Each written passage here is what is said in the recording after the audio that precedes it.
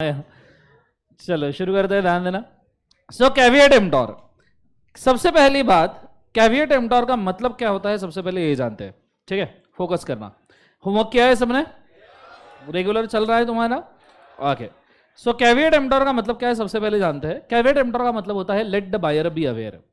मतलब buyer let aware B.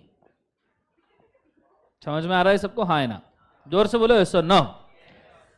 मतलब aware B buyer late. समझ में? अरे आ रहा है नहीं आ रहा है? सिंपली इंसान खुद के सामान की खुद जांच कर ले।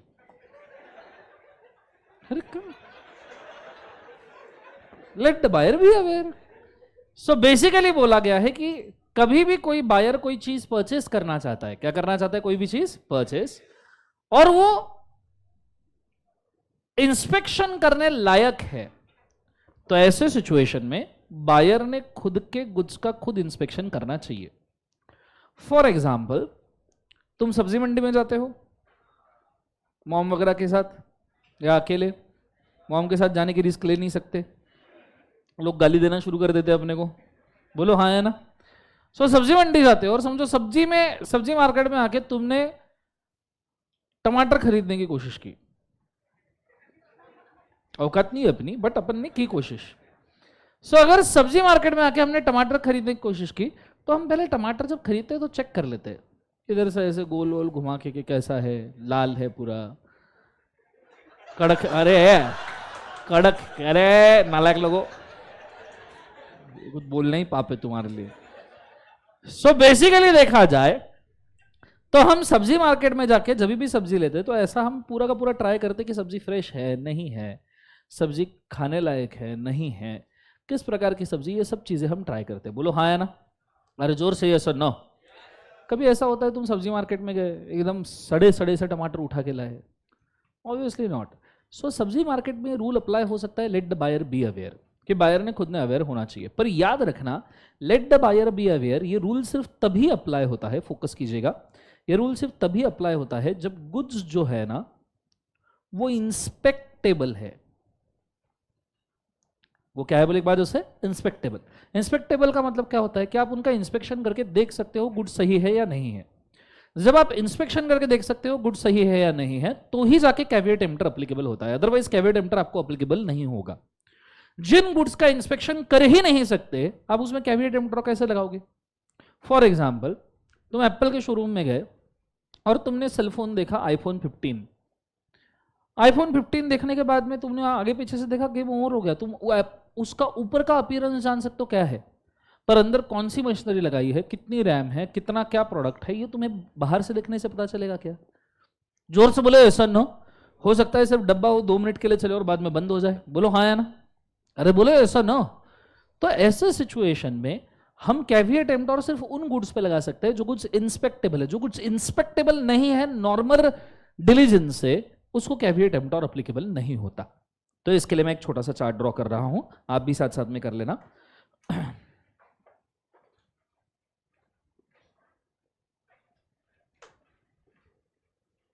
Caveat एम्प्टोर,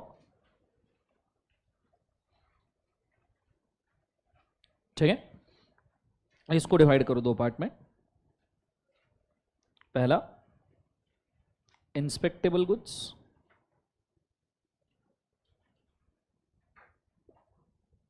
with normal diligence,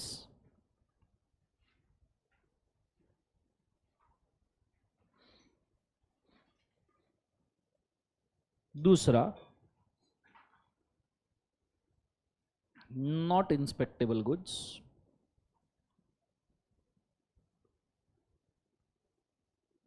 with normal diligence।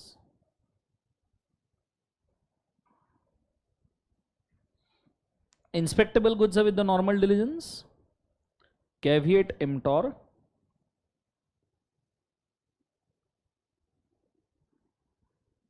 Is applicable. Caveat emptor applicable हो जाएगा। अगर नॉन इंस्पेक्टेबल गुड्स है विद नॉर्मल डिलीजेंस, तो caveat emptor is not applicable.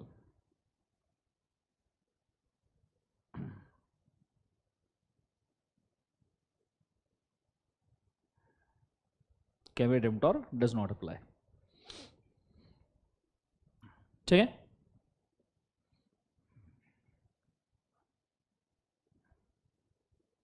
समझ में आ रहा है सबको? हाँ है ना? जोर से बोले सर नो। अब इसका एग्जांपल मैं क्या दूं कि कैविएट एम्प्टोर कौन कौन से गुड्स के केस में अवेलेबल है, तो बहुत अच्छे तरीके से ध्यान देना। जैसे point number 1, perishable goods. Normally perishable goods के केस में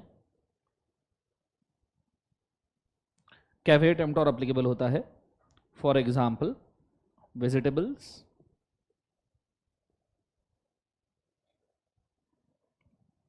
नॉन वेज। नॉन वेज खाते हो क्या? तो पेल के खाते हैं सर जीवन में। जिस एरिया से जाते हैं मुर्गियों को पसीना छूटना शुरू हो जाता है। बोलो हैं नॉन वेज खाते हो नहीं खाते हो? बिल्कुल नहीं खाते हो? थोड़ा सा भी नहीं खाते हो? कुछ भी झूठ मत बोलो, खाते हैं ना? पेल के एकदम कलेजी, गुर्दा, कीमा, तंगड़ी, कबाब, भेजा फ्राई, मटन चाप, है ना? चलो बहुत बढ़िया, शानदार, एक्सेट्रा। मुंह में पानी आ गया ना?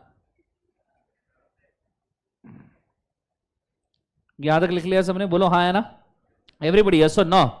ये हो गया पेरिशेबल गुड्स का एग्जांपल कैविएट एम्प्टोर। और कैविएट एम्प्टोर का एग्जांपल क्या है?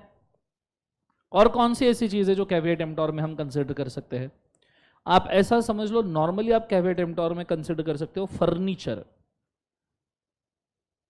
आप जब कोई फर्नीचर परचेस करते हो, फॉर एग्जांपल तुमने परचेस किया सोफा, बेड से तुम बोर हो गए अरे तो तुमने सोचा सोफे पे सोऊंगा।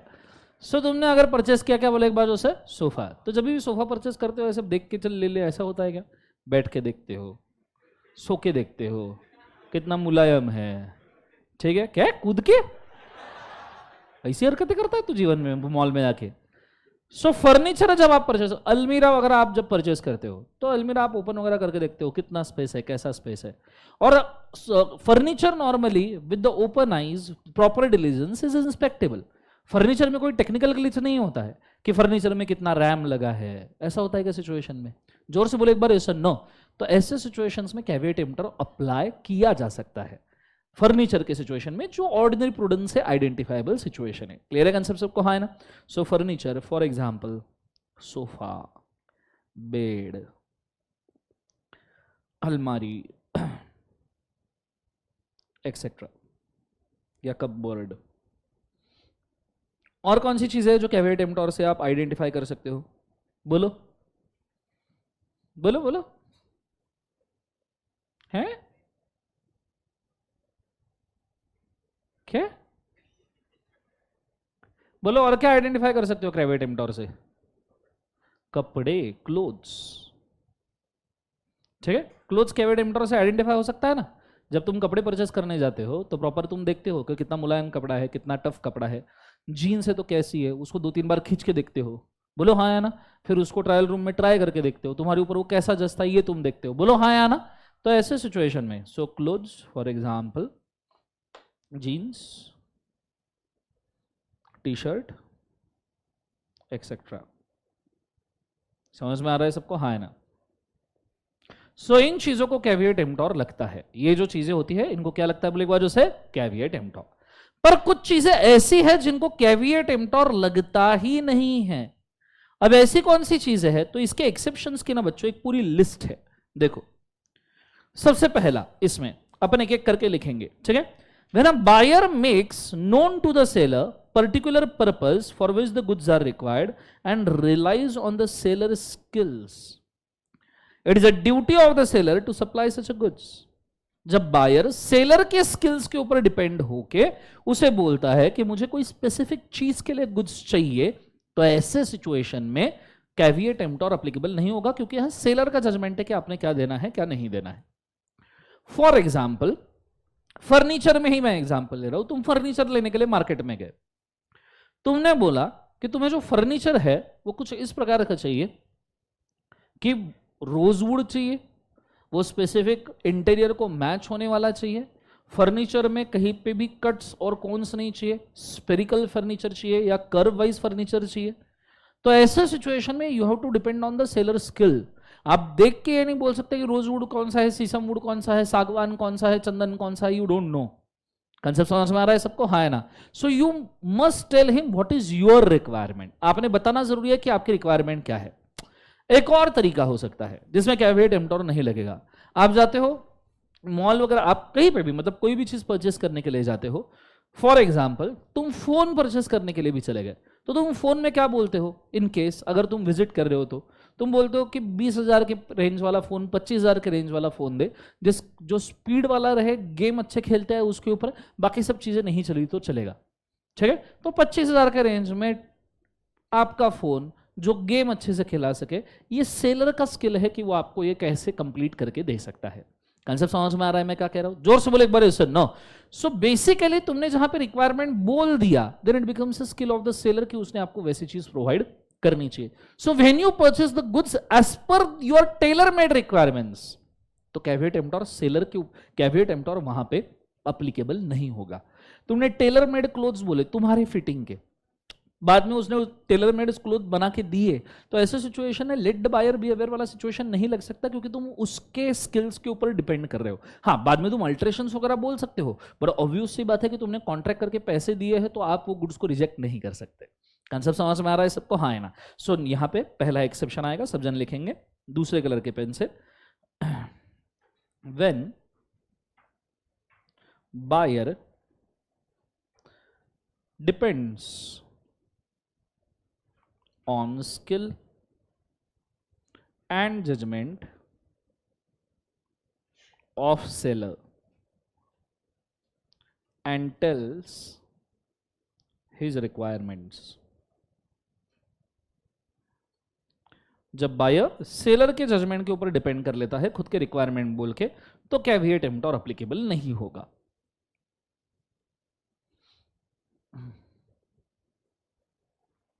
डन? यस और नो?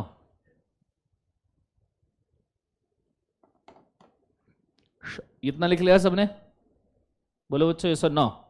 दूसरा वाला ये होने के बाद में सेकंड वाला, in the case of the goods purchase under a patent name और the brand name and there is no implied condition that the goods shall be fit for any particular purpose।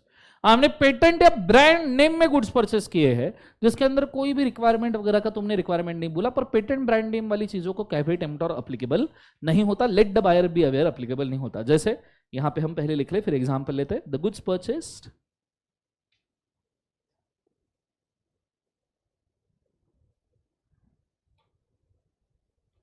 In patent और brand name,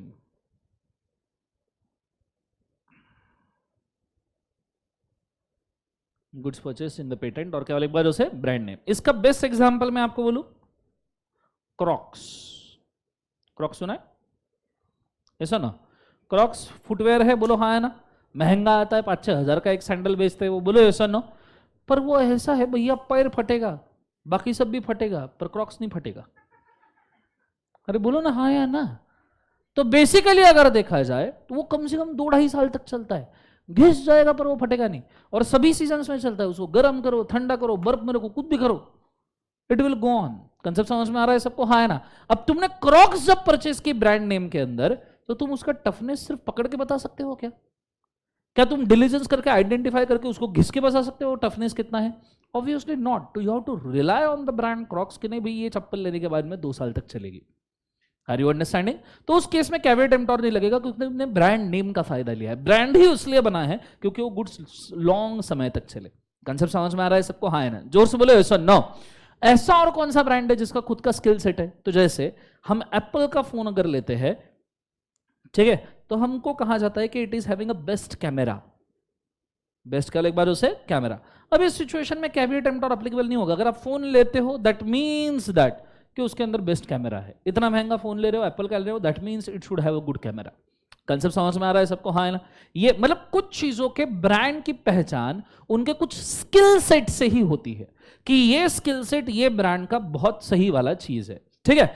ऐसा आपको car vehicles, car brands के अंदर भी दिखेगा, ठीक है? अगर आपको नॉर्मली BMW, ऑडी, मर्सिडीज अगर इनकी हम बात करें, तो सबसे पावरफुल गाड़ियां मानी जाती है BMW की, चलाने के लिए एकदम जबरदस्त, खुद अगर ड्राइव करना है लग्जरी व्हीकल तो BMW।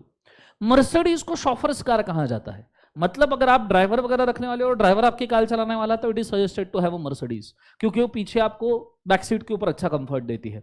Audi is considered as kind of technocratic, कम मतलब पावर भी और थोड़ा सा शॉफर्स कार वाला भी फीलिंग देता है। कंसेप्ट समझ में आ रहा है मैं क्या कह रहा हूं? जोर से बोले सुनो।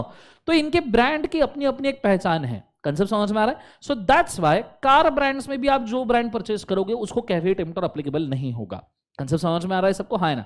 सो कोई भी ब्रांड जिसका कोई टेक्निकल स्किल एसोसिएटेड है और उस टेक्निकल स्किल के लिए अगर आपने वो ब्रांड परचेस किया है तो ऑब्वियस सी बात है, आप अज्यूम कर सकते हो कि उसके अंदर वो टेक्निकल स्किल बहुत अच्छे से प्रेजेंट है, तो कैविएट एमिटर एप्लीकेबल नहीं होगा। कंसेप्ट समझ में आ रहा है मैं क्या कह रहा हूं? जोर से बोले एक बार सुनो। अब समझो तुमने BMW की कार परचेस की और वो कार बेचारी 60 के ऊपर भाग ही नहीं रही, समझ में आ रहा है? तो ऐसे सिचुएशन में obvious no sheer driving pleasure. Concept समझ में आ रहा है? अरे यस और नो? तो ऐसे सिचुएशन में आप कैविएट एमिटर क्लेम नहीं, मतलब कैविएट एमिटर एप्लीकेबल नहीं होगा। कैविएट मतलब let the buyer be aware applicable नहीं होगा, पर आप डैमेजेस जरूर क्लेम कर सकते हो। अगर let the buyer be aware applicable होता तो आप डैमेजेस क्लेम नहीं कर सकते थे। एप्लीकेबल नहीं हो रहा है इसलिए आप डैमेजेस क्लेम कर पा रहे हो। बोलो हाँ या ना? ये चीज को आपने बड़े अच्छे तरीके से याद रखना। क्लियर है कंसेप्ट सबको? यस और नो? अब ऐसा कोई और पता है कि आपको ब्रांड नेम जो स्पेसिफिक स्किल सेट के साथ में जुड़ा हुआ है? एनीवन? योनेक्स, ऑब्वियसली बात है। सो योनेक्स बैडमिंटन से जुड़ा हुआ है। ऐसा कहा जाता है कि बैडमिंटन के मैक्सिमम अच्छे रैकेट्स, मैक्सिमम अच्छे शूज, बैडमिंटन अपरेल्स ये योनेक्स बनाता है। तो अगर आप योनेक्स के ये रैकेट परचेस कर रहे हो तो आप स्पेसिफिक स्किल सेट में खेल सकते हो। That is a thing. Concept समझ में आ रहा है सबको? हाँ है ना? ऐसा हर एक का है। जैसे नाइके के जॉर्डन्स, ठीक है, नाइके कंपनी जॉर्डन्स बनाती है, स्निकर्स बनाती है। ऐसा कहा जाता है 2010 टफेस्ट स्निकर आप दिन भर की किसी भी एक्टिविटी में उसके लिए यूज कर सकते हो। So they have their specific skill set. हर एक ब्रांड का खुद का स्किल सेट है। अगर वो ब्रांड आप परचेस कर रहे हो because of the skill set, तो यू कैन अज्यूम दैट उसमें वो प्रेजेंट है, उसमें आपको अवेयर रहने की जरूरत नहीं है। Let the buyer be aware वहां पे एप्लीकेबल नहीं होगा। यू कैन क्लेम डैमेजेस जो स्किल सेट है अगर वो मीट नहीं हुआ तो। कंसेप्ट समझ में आ रहा है मैं क्या कह रहा हूं? जोर से बोले एक बार सुनो। ये चीज को आपने याद रखना, ठीक है? नेक्स्ट वन, अगला, where the goods are sold by description, सिर्फ डिस्क्रिप्शन से गुड्स सेल किए, and there is implied condition that goods shall correspond with the description. Implied condition है गुड्स करस्पॉन्ड विद। अब मेरे साथ में ये केस हुआ था, ठीक है? सो मैं यहां पे लिखना चाहूंगा point number 3, goods sold on description.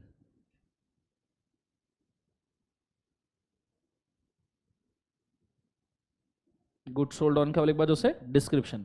Example, pre booking of phone. Pre booking of क्या वाले बाजू से? Phone, full stop. मेरे साथ में एक केस हुआ था अभी लास्ट महीने का ही केस है। मैंने Z fold phone pre book किया था, ये वाला, ठीक है? मैंने फोन जब प्री बुक किया, ठीक है, अब मेरे को नॉर्मल रीडिंग का बहुत काम पड़ता है, that's why it's better to have a big screen. Consistently reading करता करता करता स्टॉक्स के चार्ट्स वगैरह चेक करने हैं तो उसके लिए बेटर पड़ता है वो, ठीक है? आई ब्लेस यू कि तुम्हारे पास में भी शेयर ट्रेडिंग करते करते ये फोन आ जाए। समझ में आ रहा है? सर एक हाथ दो ना, हमको गिफ्ट फेंक के मारो ना, ऐसे जोर से लगा तो भी चलेगा सर, मेडिकल का खर्चा हम कर लेंगे, इसे फेंक के मारो तुम, है ना? सो मैंने ये फोन प्री बुक किया था। ये फोन लॉन्च हुआ 11 अगस्त को, मैंने बुक किया था इसको 25 जुलाई को। अब मैंने फोन बुक किया, 11 अगस्त को फोन शिप हुआ, 13 अगस्त को मेरे हाथ में आया। 13 अगस्त से मैंने फोन यूज करना शुरू किया। मैंने फोन जैसे ही यूज करना शुरू किया, पिछले कैमरा का लेंस कवर गिर गया, पता नहीं कहां गिर गया, मेरा दिमाग खराब हो गया। और 15 अगस्त को गिर गया, इंडिपेंडेंस डे को। समझ में आ रहा है? मेरा दिमाग खराब हो गया। मैंने सर्विस सेंटर कॉल किया, बोला ऐसा ऐसा कांड हो गया पूरा जीवन में। उन्होंने पूरा का पूरा फोन वापस लिया, पूरा फोन जैसा का वैसा वापस लिया, ठीक है? नया फोन शिपिंग करके मेरे को इधर के गैलेक्सी स्टोर का उन्होंने ऑर्डर दिया, बोले यहाँ पे जाके आप फोन कलेक्ट कर लो। उसके ऊपर से 10-15 हज़ार के वाउचर दे दिए, बोले खुश रहो जिंदगी में, टेंशन मत लो। समझ में आ रहा है? हालांकि मैं वो 10-15 हज़ार के वाउचर में कुछ परचेज नहीं किया, सब कुछ था ही जीवन में, ठीक है? वो वैसे ही पड़े हैं। अब बेसिकली अगर देखा जाए तो यहाँ पे मैंने फोन क्यों लिया था fold 5? There is one, sir हमको दे दो ना, हम ले लेंगे सर, आप दो सिर्फ, हम जीवन में। सो बेसिकली अगर देखा जाए, मैं ही लूंगा नालायक लोगों, चुप। सो बेसिकली अगर देखा जाए तो मैंने फोन से कुछ एक्सपेक्ट किया था कि this phone is for professional purpose, reading purpose के लिए काम में आएगा, इसका स्टाइलस प्रॉपर्ली वर्क करेगा, कैमरा ठीक से वर्क करेगा, this can be used for the business concerns, ठीक है? ये मैंने अज्यूम करके लिया था, ठीक है? और जैसे ही फोन आता है अगर वो डैमेज हो जाता है तो कैविएट एमिटर कैसे लगाओगे? क्योंकि जब मैंने फोन प्री बुक किया था उस वक्त तो मेरे पास फोन भी अवेलेबल नहीं था। Let the buyer be aware के लिए पहले प्रोडक्ट तो हाथ में होना चाहिए। प्रोडक्ट कहां था, फोन कहां था मेरे हाथ में, अवेयर होने के लिए। सो जो प्रोडक्ट सिर्फ डिस्क्रिप्शन बेसिस पे बेचा जाता है, उसको आप कैविएट एम्प्टोर कैसे लगाओगे, तुम्हारे हाथ में प्रोडक्ट ही नहीं है, how can you apply caveat emptor. Caveat emptor apply हो ही नहीं सकता क्योंकि तुम्हारे हाथ में प्रोडक्ट ही नहीं है। अवेयर होने के लिए तो प्रोडक्ट हाथ में होना चाहिए ना। कंसेप्ट समझ में आ रहा है सबको, हाँ है ना। तो pre booking of phone, pre booking of cars, pre booking of bikes, जिस भी चीज में प्री बुकिंग आता है उसमें डिस्क्रिप्शन आता है, क्योंकि प्री बुकिंग विदाउट डिस्क्रिप्शन आप कर ही नहीं सकते। विदाउट डिस्क्रिप्शन प्री बुकिंग कैसे करोगे मुझे बताओ, पॉसिबल ही नहीं है। सो डिस्क्रिप्शन बेसिस पे बेची गई कोई भी चीज अगर है तो उसमें कैविएट एम्प्टोर एप्लीकेबल नहीं होगा, क्योंकि तुमको आइडेंटिफाई करने के लिए गुड्स ही नहीं मिले हैं हाथ में, तो कैविएट एम्प्टोर लगाओगे कैसे। कंसेप्ट समझ में आ रहा है मैं क्या कह रहा हूं, जोर से बोलो एक बार यस और no, everybody is understanding very well, बोलो यस और नो। चलो ये चीज को याद रखना। So pre booking of the phone, pre booking of the cars, pre booking of the bikes, ये सब चीजें डिस्क्रिप्शन बेसिस पे ही होती है। कंसेप्ट समझ में आ रहा है मैं क्या कह रहा हूं, जोर से बोलो यस और नो। चलो ये चीज होने के बाद में नेक्स्ट वन अगला वाला, where the goods are bought by the description from the seller who deals in the goods of the description, there is an implied condition that the goods shall be of mercantile quality। अगर आप specific seller से goods by कर रहे हो, जिस seller का deals in the goods of the description, ठीक है, आप एक स्पेसिफिक सेलर से गुड्स बाय कर रहे हो और आपको मालूम है ये सेलर सिर्फ इन्हीं चीजों में डील करता है, ये ब्रांड से अलग है, हाँ ये ब्रांड नेम वाला नहीं है, आप स्पेसिफिक सेलर से गुड्स बाय कर रहे हो and you know that the seller deals in the same thing, तो ऐसे सिचुएशन में उसे कैविएट एम्प्टोर नहीं लगेगा। सो point number 4, when the goods bought from seller who deals in specific goods,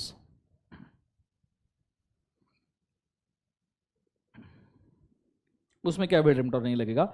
for example, इसका एग्जाम्पल कोई बोल सकता है, बोलो, बहुत इजी है, डे टू डे लाइफ में कई बार सुना होगा, बोलो बोलो ना, ऐसे अटक क्यों गए बीच में, तुमने वो सुना है, लाकडी घाण्याचं तेल, लाकडी घाणा तेल सुना है, लाकड़ी घाना फल्ली तेल, ये बहुत आजकल चल रहा है। आपको पता है, मैं थोड़ा सा डाटा बोलना चाहूंगा, सुनना। पूरे दुनिया में India is the biggest importer of the palm oil, and palm oil health के लिए सबसे हैजार्डस है। सबसे हैजार्डस चीज अगर कोई, जब आपके घर वाले आपको बोलते हैं ना बाहर का कुछ खाया मत कर, उसके पीछे का सबसे मेन रीजन ये होता है कि आप बाहर की जो भी चीजें खाते हो इंक्लूडिंग पैकेट फूड्स, ठीक है, फॉर एग्जाम्पल तुमने चिप्स खाए, लेस के, या तुमने प्रिंगल्स खाए, ठीक है, जो जो डब्बे में आते हैं, प्रिंगल्स खाए, आप कुछ भी खाओ, बिस्किट से लेके कहीं से कहीं ब्रेड वगैरह तक कुछ भी खाओ, नॉर्मली हर एक कंटेंट के अंदर पाम ऑयल होता ही है। जब घर वाले आपको बोलते हैं कि बाहर नहीं खाना चाहिए, it is with the risk that because palm oil is very bad for your heart, it is very bad for your kidneys, even for your stomach. And ऐसा बोला गया है कि India every year, now last year का data है, India ने near to 9,500 crore के ऊपर का, 9,500 करोड़ या 95,000 crore, I am not sure of that, मतलब India is the simply, India is the biggest importer of the palm oil, और सबसे ज्यादा पाम ऑयल अगर पूरी दुनिया में कहीं यूज होता है तो that is India. Are you understanding में क्या कहने की कोशिश करो, जोर से बोले एक बार यस और नो।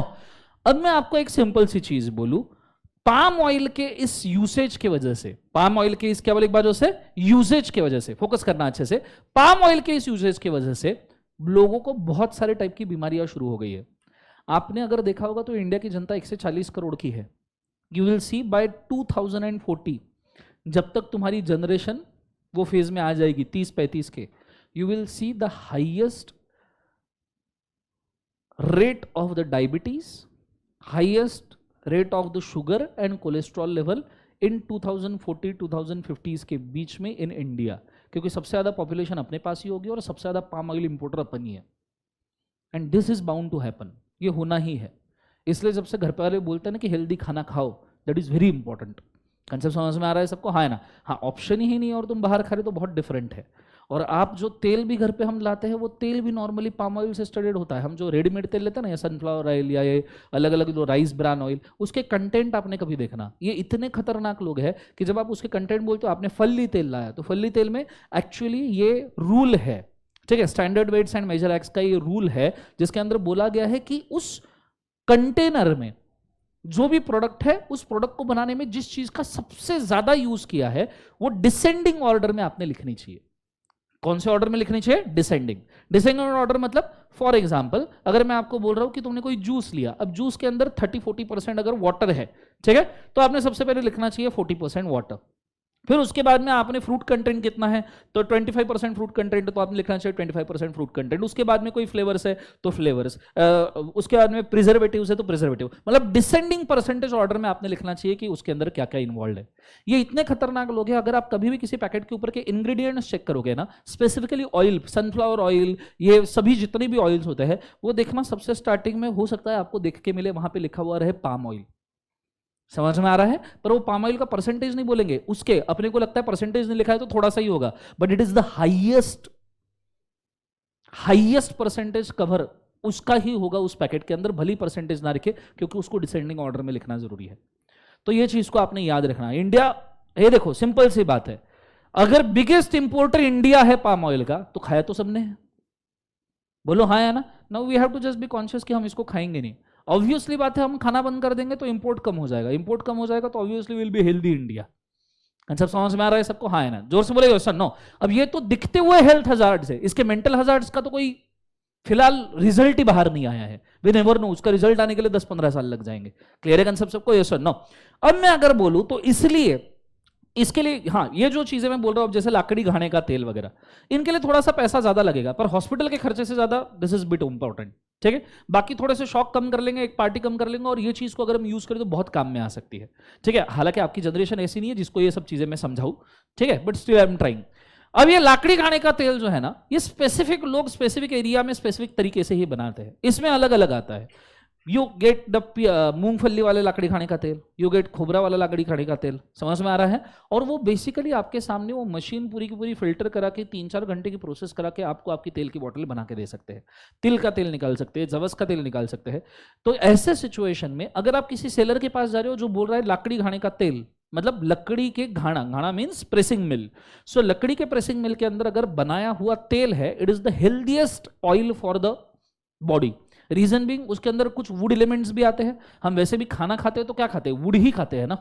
कंसेप्ट समझ में आ रहा है सबको? हाँ है ना? तो उसमें कुछ वुड एलिमेंट्स आते हैं, उसमें भी कौन सा वुड यूज किया है उससे भी काफी सारा फर्क पड़ता है, but let's not go into it. तो ऐसे सिचुएशन में अगर आपने स्पेसिफिक पर्सन से तेल परचेस किया जो सिर्फ इसी तेल के अंदर प्रोसेसिंग करता है, तो इसमें कैविएट एम्प्टर नहीं लगेगा। How can you be aware about such oil? आप सिर्फ अज्यूम कर सकते हो कि नहीं, ये इसने ऑयल लाकड़ी खाने से ही बनाया और ये प्योरेस्ट फॉर्म ऑफ ऑयल है। अगर नहीं निकला तो आप डैमेजेस क्लेम कर सकते हो, क्योंकि इसमें कैविएट एम्प्टर नहीं लगता। आर यू अंडरस्टैंडिंग मैं क्या कह रहा हूं? जोर से बोले एक बार, यस और नो। ये चीज को थोड़ा सा याद रखिएगा। क्लियर है कंसेप्ट सबको? यस और नो। नेक्स्ट वन, फोर्थ हो गया। फोर्थ के बाद में हम जा रहे हैं नेक्स्ट के ऊपर, अगला, where the goods are bought by sample, this rule of the caveat emptor does not apply if the bulk does not corresponds with the क्या बोले एक बार जो से sample. Let the buyer be aware, applicable नहीं होगा अगर आप सैम्पलिंग बेसिस पे गुड्स परचेस कर रहे हो। सो पॉइंट नंबर 5, गुड्स परचेस्ड, लिखते जाओ on sample basis. Goods purchased on sample basis. Example बच्चों कल ही दिया था ना मैंने, ग्रेन्स, फोन्स एक्सेट्रा, ठीक है। सैम्पलिंग बेसिस पे आपने गुड्स परचेस की। कार्स भी आप बोल सकते हो, कार्स सैम्पलिंग बेसिस पे आपने गुड्स परचेस की एक्सेट्रा, ठीक है। तो obviously bulk shall correspond to क्या बोले बाजू से सैंपल। कल हमने ये देखा था या नहीं देखा था? चलो ये चीज होने के बाद में नेक्स्ट वाला, where the goods are bought by sample as well as description. ये मिक्स है, sample as well as description, हमने दोनों लिखा हुआ है, तो इसका टेंशन लेने की जरूरत है क्या? नहीं। नेक्स्ट, एन एम्प्लॉयड वारंटी और a condition as to quality और fitness of the particular purpose may be annexed to the usage of the trade. मुझे एक बात बताओ, गोल्ड नेकलेस, डायमंड नेकलेस वगैरह परचेस करने गए हो मॉम डैड के साथ? बोलो हाँ है ना? अच्छा, कितने लोगों ने अभी सोना पहना है बॉडी पे, कुछ ना कुछ रिंग वगैरह या कुछ ना कुछ? करो, हाथ रेस करो। ओके, सोना पहना है? बोलो हाँ या ना? ये सुनो, क्या गारंटी सोना है? बोलो मैडम, सोना ही है? क्या गारंटी, कहाँ लिखा है? वो मम्मी ने बोला तो हो गई इसमें। क्या गारंटी तुमने सोना ही पहना है? चलो मैंने गोल्ड रिंग पहनी है, क्या गारंटी है गोल्ड रिंग की? क्या गारंटी कि इसके अंदर कोई दूसरा मेटल नहीं और सिर्फ गोल्ड प्लेटेड है? मुझे एक बात बताओ, तुम ज्वेलर के शॉप में जाते हो और उसने बोल दिया ये गोल्ड रिंग है, तुम कैसे चेक करोगे ये गोल्ड की है क्या? पहले तो मेरे को एक बात बताओ, तुमको सोना समझता है क्या? तुमको वो सोना छोड़ के बाकी कुछ समझता नहीं है? कम ऑन मोना, कहाँ है सोना?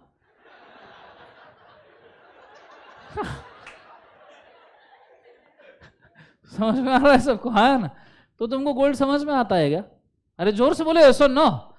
Obviously not. तुम ज्वेलरी शॉप में जाके कितनी भी स्टाइल मारो, सामने वाले को मालूम है कि तुम, आर यू अंडरस्टैंडिंग? वो तुमको यू उल्लू बना सकता है, क्योंकि उसको एक्चुअल गोल्ड समझ में आता है। आप कभी देखना, जब आप सोना खरीदने जाओगे ना तब उनके रिएक्शन क्या होते हैं, और सोना बेचने जाओगे तब रिएक्शन क्या होते हैं।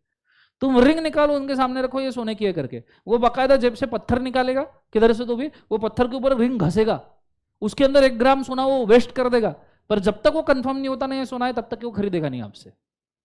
Are you understanding? जब तुम खरीदने जाते हो, लो उसके हाथ की ज्वेलरी घस के देखो, खरीदने लगेज बिल पड़ेगा वो, बोलो हाँ या ना। सो तुम जो परचेस कर रहे हो, क्या गारंटी वो गोल्ड ही है? हम ये अज्यूम करके चलते हैं गोल्ड है। रीजन बीइंग, ये चीजें आती है एक कंसिस्टेंट हॉल मार्किंग में। काय में आती है बोले एक बार उसे, हॉल मार्किंग में। कंसेप्ट समझ में आ रहा है? ऐसी चीज जिसको स्पेसिफिक लेवल पे सर्टिफिकेशन किया गया है, ठीक है, क्वालिटी और फिटनेस का, ऐसी चीज जिसको क्वालिटी और फिटनेस का सर्टिफिकेशन दिया गया है, स्पेसिफिक पर्पस उससे अनेक्स किया गया है, ऐसी चीज में कैविएट एम्प्टोर नहीं लगता। तुम ज्वेलर के पास गए और तुमने बोला सोना दे, तो उसकी ये जिम्मेदारी है कि हॉल मार्किंग करके उसमें तुमको सोना ही देना चाहिए। आपने जो भी सोना पहना है ना, जितने लोगों ने हाथ रेस किया, आप देखना कभी वो सोना उतार के आपको उसके अंदर कहीं ना कहीं छोटे हस्ताक्षरों में एकदम माइक्रोस्कोपिक, इसके अंदर मैग्नीफाइंग ग्लास के अंदर देखो तो आपको हॉल मार्किंग दिखेगा, कितने कैरेट का है, कहां से बनाया हुआ और किस प्रकार का सोना है। कंसेप्ट समझ में आ रहा है? येलो गोल्ड है, रोज गोल्ड है, समझ में आ रहा है? व्हाइट गोल्ड है, आजकल उसमें भी आते हैं येलो गोल्ड, व्हाइट रोज, एक्सेट्रा एक्सेट्रा, कुछ दिनों बाद रेनबो आएगा उसका। कंसेप्ट समझ में आ रहा है सबको? हाँ ना? जोर से बोलो यस और no. So when goods are purchased on basis of certification of quality and fitness, for example gold, diamond. कितने लोग डायमंड पहने हैं क्लास में? डायमंड पहना है? क्या क्या गारंटी वो दगड़ नहीं है? क्यों मानते हैं हम वो डायमंड है? क्योंकि डायमंड के साथ में जेमोलॉजिस्ट का सर्टिफिकेट आता है, एक स्मार्ट कार्ड, जिसके ऊपर लिखा रहता है कि वो डायमंड कितने टेस्टिंग से गया है और उसको कितने पहलू पाड़े गए हैं। कंसेप्ट समझ में आ रहा है सबको? हाँ ना? जोर से बोले सर। नो। आपको शायद नहीं पता, कोयले की खदान से निकाला हुआ डायमंड तुम्हारे हाथ में रख दिया ना, तुम उसको उठा के फेंक दोगे, तुमको समझ में भी नहीं आएगा वो डायमंड है करके। डायमंड का असली काम शुरू होता है उसके पॉलिशिंग से और उसके कटिंग से, और डायमंड की असली वैल्यू एक्चुअली उसके पॉलिश और कट से ही बनती है, क्योंकि दुनिया का सबसे हार्डेस्ट कोई चीज है वो डायमंड है। अब जब डायमंड ही दुनिया की हार्डेस्ट चीज है, उसको काटोगे कैसे? समझ में आ रहा है? तो उसमें भी बहुत सारा डायमंड वेस्ट होता है, नहीं ऑब्वियस सी बात है। तो ऐसे सिचुएशन में दैट्स व्हाई उसकी उतनी वैल्यू होती है, क्योंकि डायमंड को मोल्ड करना, कट करना, पॉलिश करना, it's not a normal job, इसके लिए बहुत ताकत लग जाती है। कंसेप्ट समझ में आ रहा है? दैट्स व्हाई डायमंड की वैल्यू उतनी होती है, ठीक है। सो गोल्ड, डायमंड एक्सेट्रा, ठीक है। नेक्स्ट वाला 6 हो गया, 6 के बाद में 7, where the seller sells the goods by making some misrepresentation or a fraud, the buyer relies on it when the seller actively conceals some defect। मतलब जब सेलर जो था उसने कुछ फ्रॉड वॉड करके आपको गुड्स भेजा, कोई मिस डिस्क्रिप्शन दिया, मिस रिप्रेजेंटेशन दिया, कुछ चीज़ छुपाई, तो ऐसे सिचुएशन में कैविएट एम्प्टोर नहीं लगेगा। जब सेलर खुद छुपा रहा है तो ऐसे सिचुएशन में कैविएट एम्प्टोर क्यों लगेगा? So 7th point, sale of goods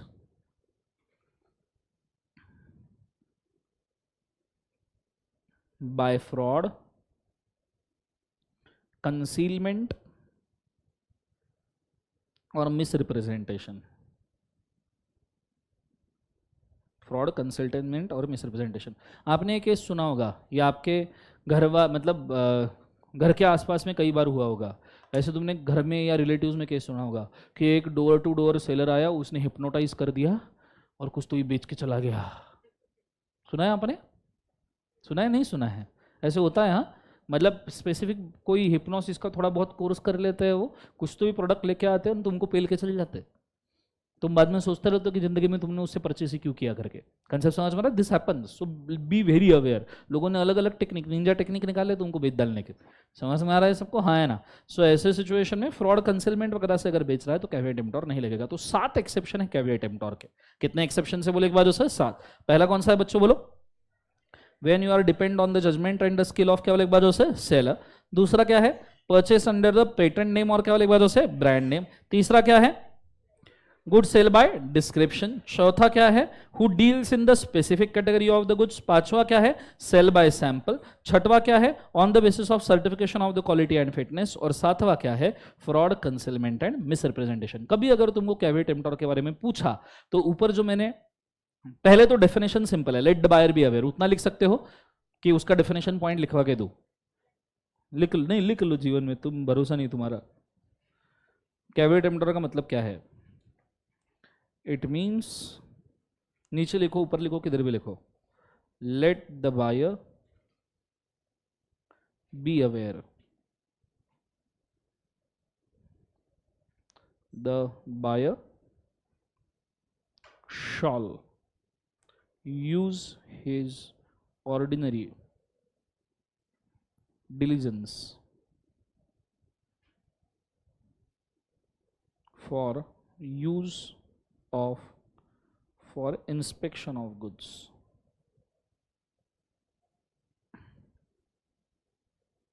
then buy the same,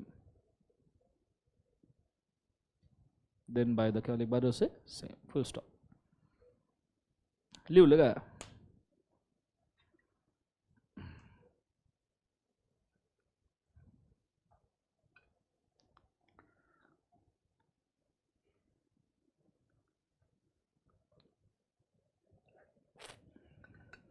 done everybody?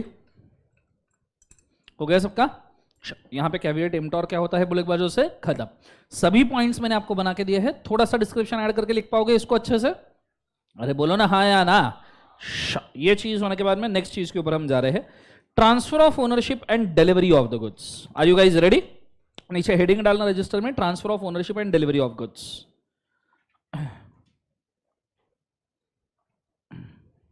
Transfer of ownership and delivery of the goods, उसके अंदर लिखना point number 1। Okay, transfer of ownership मतलब ट्रांसफर ऑफ प्रॉपर्टी कह सकते हैं। बोलो हाँ है ना? Risk and reward. So point number 1, transfer of ownership means, transfer of ownership means, transfer of ownership means transfer of property of the goods, transfer of ownership means transfer of property of the goods, that is risk and reward, that is risk and reward, full stop। Point number 2,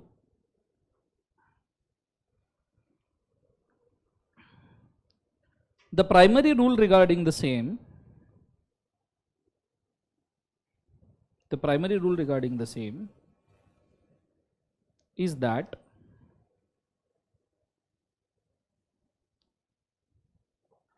no property shall be transferred, no property shall be transferred unless goods are ascertained,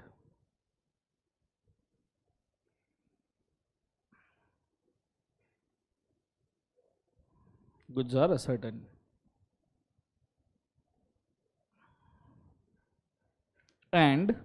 and those are in deliverable state,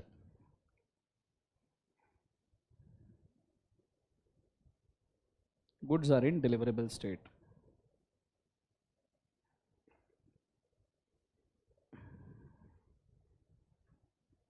full stop. लिख लिया सबने?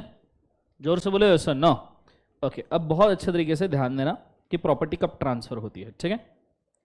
सबसे पहले देखना, मैं एक process दे रहा हूं आपको, इस प्रोसेस के थ्रू ही सब समझ में आएगा कब प्रॉपर्टी ट्रांसफर होगी। सब समझो, पेमेंट वगैरह सब हो गया, वो सब चीजें ठीक है, पर गुड्स से रिगार्डिंग हम बात कर रहे हैं। समझो सबसे पहले है बल्क गुड्स। सबसे पहले क्या है बोले एक बार उसे, बल्क गुड्स। बल्क गुड्स को हम एक और नाम से जानते हैं, दैट इज अनअसर्टेन गुड्स। लिखते जाओ साथ साथ में, कौन से गुड्स माना जाता है बोले एक बार उसे, अनअसर्टेन। ऐसे गुड्स जो जेनेरिक है, अनअसर्टेन है। जेनेरिक है और क्या बोले एक बार, अनअसर्टेन है। बल्क गुड्स जेनेरिक अनअसर्टेन, लिखा सबने। ये बल्क गुड्स में से आपने कुछ परचेस किया, आपने कुछ परचेस किया, फॉर एग्जाम्पल चावल। क्या परचेस किया बोले एक बार उसे, चावल। तो ऐसे सिचुएशन में वो गुड्स हो जाएंगे असर्टेंड। ऐसे सिचुएशन में वो गुड्स क्या हो जाएंगे, असर्टेंड। वो गुड्स क्या हो जाएंगे, सब जन बोले एक बार उसे, असर्टेंड गुड्स। कौन से गुड्स हो जाएंगे बोले एक बार उसे, ascertained. Now what is ascertained goods? Bulk goods में से आपने जब उसको सेपरेट कर दिया तो हम उसको असर्टेंड गुड्स कहते हैं। बल्क गुड्स में से आपने जब सेपरेट कर दिया तो उसको क्या कहेंगे, असर्टेंड। सो पहले अनअसर्टेन बल्क गुड्स थे, हमने सेपरेट कर दिया, असर्टेंड है। फॉर एग्जांपल चावल का गोदाम है, ठीक है, गोदाम। इस गोदाम में से हमने 25 सैक्स ऑफ चावल ले लिए, 25 सैक्स ऑफ राइस। समझ में आ रहा है? सो गोदाम इज क्या बोले एक बार से, अनअसर्टेन। 25 सैक्स ऑफ राइस इज क्या बोले एक बार से, असर्टेन। कंसेप्ट समझ में आ रहा है सबको? हाँ है ना। अब 25 बोरिया हमने ली, उसी जगह हम खड़े हैं, लेके कैसे जाएंगे? ढोके लेके जाएंगे पीठ के ऊपर? अरे बोलो ना हाँ या ना। Obviously not. तो असर्टेन गुड्स होने के बाद भी प्रॉपर्टी ट्रांसफर नहीं होती है।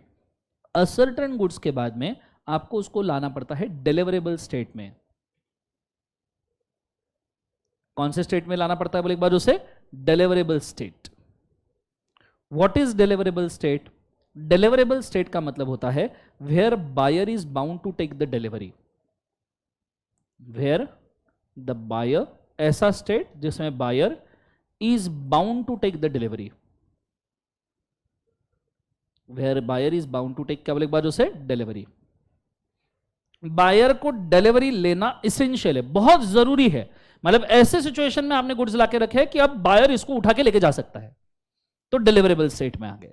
सबको समझ में आ रहा है मैं क्या कह रहा हूं? जोर से बोले सर नो। जैसे 25 सैक्स को यहां पे आपने टेम्पो में लाद दिया। टेम्पो में क्या कर दिया बोले एक बार, लोडेड। टेम्पो में आपने लोड कर दिया। कंसेप्ट समझ में आया? तो डिलीवरेबल स्टेट में आ गए। बोलो हाँ या ना। अरे जोर से बोले सर नो। पर सिर्फ ये टेम्पो में लोड करने की वजह से प्रॉपर्टी ट्रांसफर हो जाएगी क्या? टेम्पो में गुड्स लोड करके कब से पड़े हैं? 25 सैक्स बोरे राइस के टेम्पो में लोड करके पड़े हैं, पर तुमने बायर को बोला ही नहीं कि टेम्पो तुम्हारे घर पे भेजना है करके। बायर उधर चिल, इधर सेलर चिल, एंड टेम्पो में गुड्स खड़े हैं, तो कोई फायदा हुआ क्या? तो डिलीवरेबल स्टेट के बाद में आपको इंपॉर्टेंट है कम्युनिकेशन टू बायर। क्या जरूरी है? कम्युनिकेशन टू किसको बोले एक बार उसे, बायर। बायर को यह बताना जरूरी है कि भाई साहब ये गुड्स डिलीवरेबल स्टेट में है, कृपया ले जाइए। ये गुड्स डिलीवरेबल स्टेट में है, कृपया क्या बोले एक बार उसे, ले जाइए। ये बायर को मेंशन करना जरूरी है। कंसेप्ट समझ में आ रहा है सबको? हाँ है ना। फॉर एग्जांपल ये टेम्पो वगैरह में लोड हो चुके हैं और आपने बायर को एक मैसेज ड्रॉप कर दिया, ठीक है, या तो फिर आपने बायर को एक कॉल कर दिया कि your goods are ready. Goods are क्या बोले एक बार उसे, रेडी। चावल रेडी है, लेके जाके पकाओ। बोलो हाँ या ना। जोर से बोले sir no. Your goods are क्या बोले एक बार उसे, रेडी। इसके भी एडिशन में एक और स्टेप लगता है, पर वो इफ बट वाला है। If further processing is required, if further processing is required, process is क्या बोले एक बार उसे, रिक्वायर्ड, तो ऐसे सिचुएशन में वो प्रोसेस करना जरूरी है। फर्दर प्रोसेसिंग इज रिक्वायर्ड, ऐसे इसमें वो प्रोसेस करना जरूरी है। फॉर एग्जाम्पल 25 बोरा राइस था, 25 सैक्स वाला राइस है, 25 सैक्स वाले राइस के अंदर हर सैक में 50 किलो राइस है, हर सैक में 50 किलो, ऐसे 25 सैक्स, तो आपको मेजर करना पड़ेगा ना सच में उतना किलो राइस है या नहीं है। अरे बोलो हाँ या ना। और ये मेजर कौन करेगा, बायर करेगा या सेलर मेजर करके देगा? सेलर मेजर करके देगा। तो यहां पे एक फर्दर प्रोसेस रिक्वायर्ड है कि जो टेम्पो है, वो टेम्पो के अंदर जितना अनाज, आपने देखा होगा धर्म काटा, सुना है? ये सो नो, ट्रक वगैरह का मेजरमेंट करने के लिए, ट्रक में कितना गुड्स लोडेड है इसका मेजरमेंट करने के लिए पूरे ट्रक को कांटे के ऊपर चढ़ा देते हैं, मेजरमेंट के इक्विपमेंट के ऊपर चढ़ा देते हैं। गांव के नॉर्मली बाहर टोल नाका वगैरह के आसपास आपने देखोगे कि धर्म काटा कहा जाता है और उसका अच्छा खासा चार्जेस वो चार्ज करते हैं। क्लियर है कंसेप्ट? तो इसके बाद में आपको इसको खड़ा करना पड़ेगा गुड्स को फॉर स्टैंडर्ड मेजर, स्टैंडर्ड केवल एक बार उसे मेजर, और ये स्टैंडर्ड मेजर के ऊपर आपको बताना पड़ेगा कि भैया 25 सैक्स मल्टीप्लाइड बाय 50 केजी, ये आपको प्रूव करना पड़ेगा। और बस इतना ये करने के बाद ही हम कह सकते हैं कि property is passed to buyer, property is passed to किसको बोले एक बार जो से, बायर। इतनी सारी चीजें एक प्रॉपर्टी ट्रांसफर करने के लिए जरूरी है। अब ये प्रोसेसिंग में और भी कुछ हो सकती है। मैंने राइस का एग्जांपल लिया इसलिए मैंने स्टैंडर्ड मेजर बोला। कई बार देखो तुम ऐसा बोलते हो, तुम्हारा अगर कोई दोस्त दूसरे गांव में रहता है, कोई भी दोस्त दूसरे गांव वगैरह में रहता है, बोलो हाँ या ना, तो और तुम उसके बर्थडे पे गिफ्ट भेजना चाहते हो, तुम क्या बोलते हो, ये गिफ्ट को पैक वैक करके देना, गिफ्ट रैप करके देना, बोलो हाँ या ना। अब गुड्स तो रेडी है, डिलीवरेबल स्टेट में सब सही है, पर तुमने गिफ्ट रैप नहीं किया, तो ऐसे सिचुएशन में प्रॉपर्टी ट्रांसफर होगी क्या? नहीं होगी। तुमने क्या मांगा है? Gift wrapping further processing. Clear है? तो इसका एक और एग्जांपल हो सकता है जैसे गिफ्ट रैप, ठीक है, या स्पेशल पैकिंग, स्पेशल का एक बार उसे पैकिंग। ये चीजें करने के बाद ही आपको बायर को प्रॉपर्टी ट्रांसफर करने मिलेगी। Is it very clear everybody? सबको समझ में आ रहा है मैं क्या कह रहा हूं? लास्ट बेंचेस आइडिया क्लियर है मैं क्या कह रहा हूं? So this is how you transfer the property to the buyer. ये लंबा प्रोसेस है, इतने क्वालिफिकेशंस आपके होने ही चाहिए। सबसे पहले स्टेप नंबर 1, सब जन बोलेंगे बल्क गुड्स में से गुड्स क्या करो बोले एक बार से, असर्टेन। असर्टेन गुड्स के बाद में कौन से स्टेट में लाओ? डिलीवरेबल। डिलीवरेबल स्टेट के बाद में बायर को क्या करो? कम्युनिकेशन। और फिर उसके बाद में फर्दर प्रोसेसिंग। इस प्रोसेसिंग को लास्ट प्रोसेसिंग भी कहा जाता है, लास्ट स्टेप भी कहा जाता है। इज इट वेरी क्लियर मैं क्या कह रहा हूं? बोलो हाँ या ना। कंसेप्ट समझ में? सार सर एग्जाम में पूछा तो ये चारों पॉइंट्स लिख रहे हैं? हाँ बिल्कुल, चारों के चारों पॉइंट्स आपने लिखने हैं। सर व्हाट इफ एग्जाम में फर्दर प्रोसेसिंग का कुछ बोला ही नहीं है, तो अज्यूम करना कि कोई फर्दर प्रोसेसिंग है ही नहीं। ठीक है, एग्जाम में नॉर्मली फर्दर प्रोसेसिंग के बारे में कुछ नहीं लिखा होता। अगर नहीं लिखा है तो अज्यूम करना फर्दर प्रोसेसिंग नहीं है, अगर लिखा तो ही मानना कि प्रोसेस करना जरूरी है। आइडिया क्लियर है? नॉर्मली आपका कम्युनिकेशन तक के तो सभी एग्जाम में आपको बताना जरूरी है। क्लियर है? सो इसके पॉइंट्स नीचे लिख लीजिए फटाफट फटाफट। ठीक है, the property can only be transferred to the buyer, the property can only be transferred to the buyer after following steps, after following steps only. The property can only be transferred to the buyer after following steps only. After following steps only. कौन से steps के बाद? Step number 1, step 1, goods are ascertained from the bulk goods. Goods are ascertained from the bulk goods. Goods are ascertained from the bulk goods.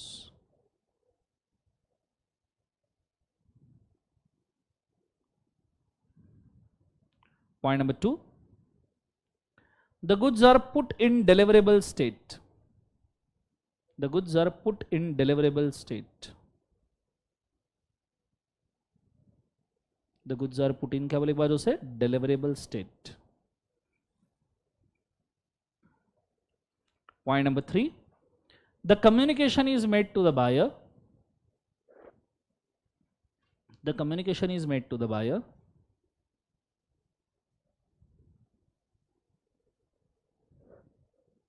communication is made to the buyer regarding delivery of the goods. Regarding delivery of the goods. Fourth one,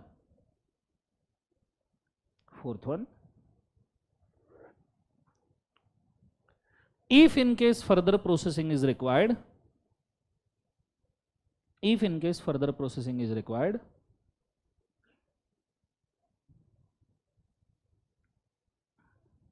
such as measurement, packing, etc.,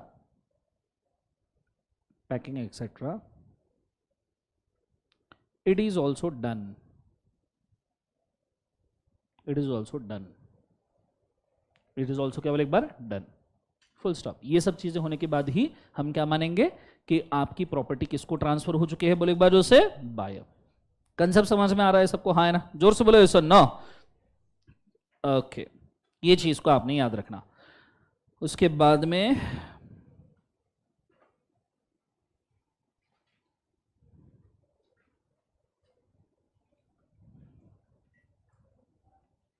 okay, अगला heading डालना, goods on sale और return basis. Goods on sale और return basis. Cell और return पता है?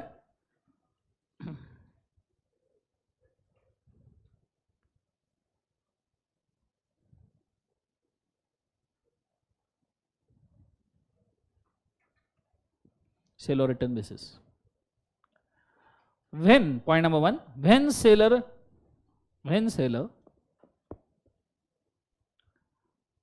delivers the goods to the buyer, when seller delivers the goods to the buyer on sale or return basis, on sale or return basis, on sale और क्या लिखवा रहे हो उसे, return basis, then property can be transferred, then property can be transferred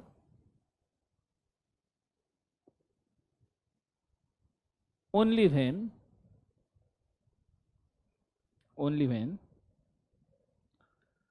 the property can be transferred only when, point number one,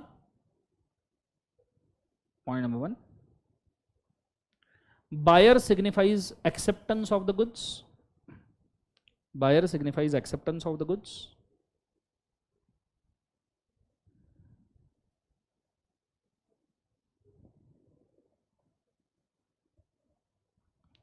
or point number 2 या point number B, he does processing or further processing or act with the goods, he does processing, further processing or act with the goods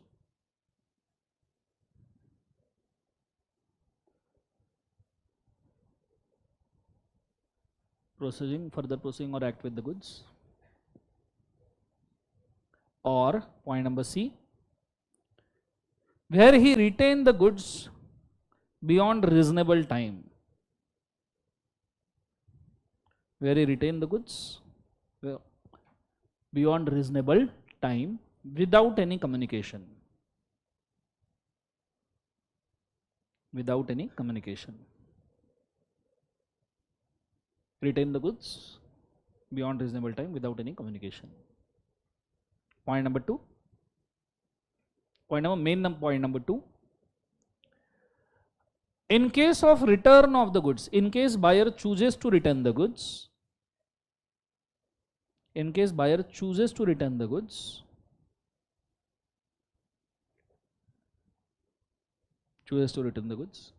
he shall communicate the same, buyer chooses to return the goods, he shall communicate the same to the seller, he shall communicate the same to the seller, and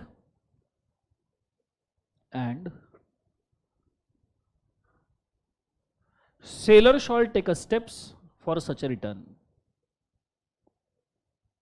seller shall take a steps for such a return. मुझे बताओ, और expenses of returning कौन beer करेगा, buyer या seller? कौन beer करेगा return करने के एक्सपेंसेस, कौन बियर करेगा, बायर या सेलर? समझन बोलो। नीचे लिखना point number 3, the expenses for return of the goods, the expenses of the return of the goods shall be borne by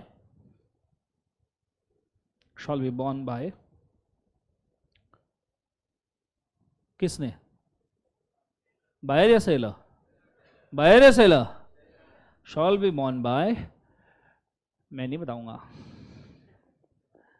as per agreement, person as per agreement, shall be borne by person as per agreement, if not as per custom, सुना सुना सा लग रहा है, as per custom, if not by seller, if not by seller, मतलब पहला priority as per agreement, दूसरा as per custom, कुछ चीज नहीं है तो सेलर बियर कर लेगा। क्लियर है कंसेप्ट सबको? हाँ है ना? जोर से बोले सर नो। चल, ये हो गया आपका सेल और रिटर्न बेसिस वाला गुड्स। समझ में आ रहा है पक्का सबको? ओके। अब ये होने के बाद में passing of risk, transfer of title,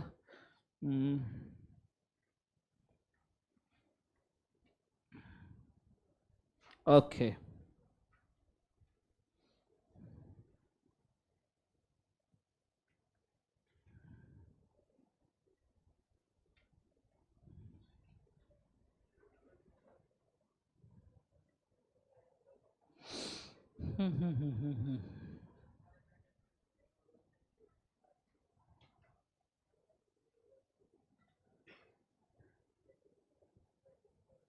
okay, next वाला कंटेंट है अपने पास, पर सवाल बहुत जोरदार है मेरे को। तुमको इसका चार्ट ड्रॉ करके दूं या आंसर राइटिंग पॉइंट लिखवा के दूं? भिखारी लोग हो जीवन में, ऐसा नहीं कि चार्ट ड्रॉ करके दो, पहले समझाओ फिर हम हमारा आंसर राइटिंग पॉइंट बना के देखेंगे सर। अच्छा, दोनों करवाए सर, चार्ट भी दो, आंसर राइटिंग पॉइंट भी करवा दो, दोनों करवाना है? क्या मजाक कर रहे हो सच में? शुरू हो जाओ, उठा लो पेन, पेन भिखारी लोगों, लेट्स गो। सुंदर सा बड़ा चार्ट आएगा, 2 पेजेस ले लेना, जॉइंट पेजेस, जॉइंट।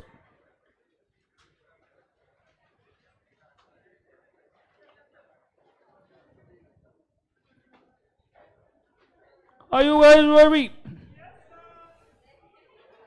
ये कौन सा रेडी था और कौन सी चीज के लिए?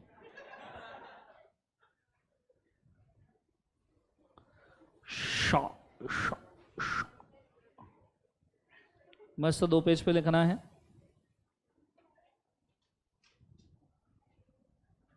हाउ अबाउट चार्ट में ही आंसर राइटिंग पॉइंट लिखवा दूं? नको? चलो कोई दिक्कत नहीं।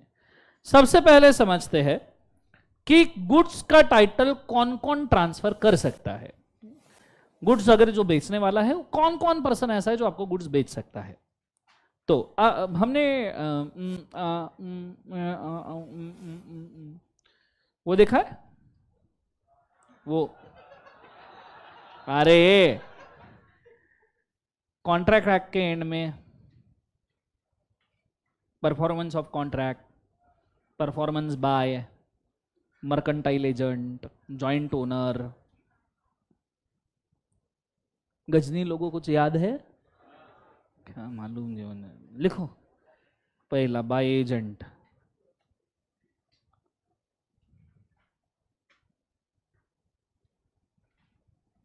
ठीक है। नाउ पहले रीड करते हैं।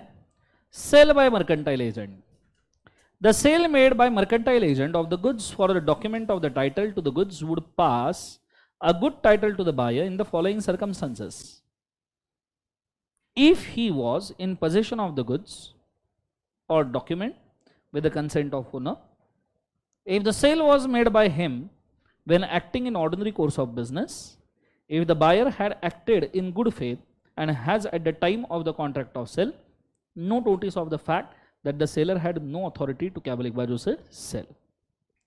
सिंपली बोला गया है, मर्केंटाइल एजेंट ने अगर सेल करना है, मर्केंटाइल एजेंट ने अगर क्या करना है बोले एक बार, सेल, तो सबसे पहले क्या क्या कंडीशन है? कंडीशन नंबर 1,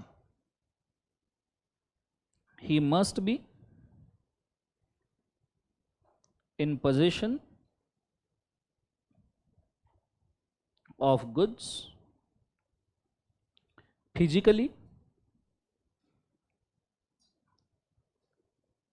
और बाय डॉट। हंसने क्या हुआ भिखारी मानुस? एक ही डॉट है, डॉटेड नहीं है। डॉट बोले ही। लिख लिया सबने? डीओटी मतलब डॉक्यूमेंट ऑफ टाइटल। उसके बाद लेलेबल receipt, lorry receipt, shipping bill, कुछ भी चलेगा, ठीक है। दूसरा पॉइंट नंबर 2, ठीक है, position of document of title. Point number 2, agent is in ordinary, agent is in ordinary course of business.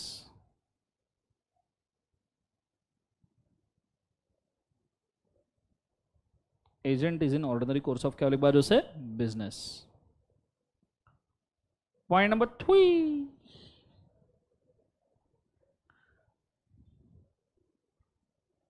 point number 3, he assumed to have the authority to sell,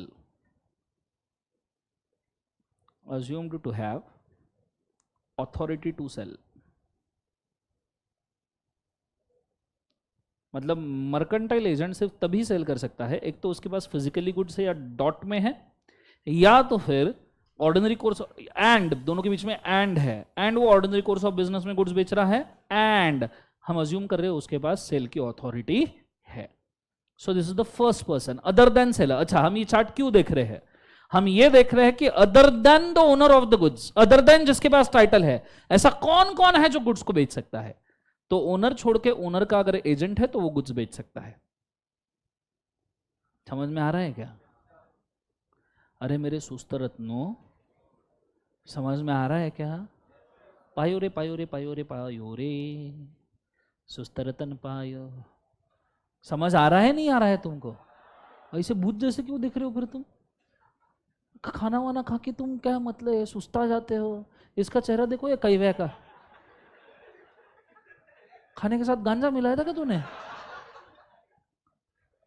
एकदम ऐसे चल रहा है। दूसरा वाला point number 2, sale by joint owner ले कैवे तेरे लिए जॉइंट आ गया। हाँ, joint owner.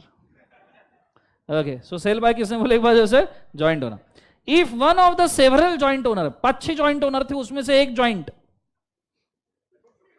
Of the goods has sole position of them, मतलब वो बंदे के पास पूरे गुड्स है, with the permission of the others the property in the goods may be transferred to the other person who buys them from such a joint owner in the good faith। इनका वाली बात है good faith. देखो कौन कौन से word important है।